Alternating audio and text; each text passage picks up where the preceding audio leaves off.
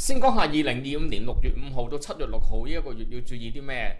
你好，我係你嘅命運顧問日天師傅。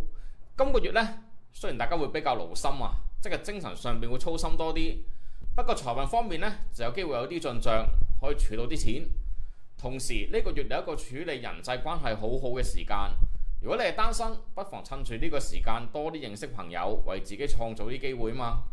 另外同前幾個月相比呢，今個月嘅吉時主要係集中喺夜晚或者假日嘅時段，大家就可以好好咁利用呢啲時機，為自己提升下運氣啦。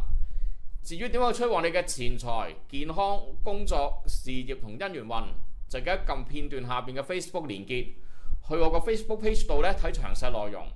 我會將各種催旺各個運氣嘅方法集中整理喺 Facebook 入邊，方便你隨時睇同重溫啊。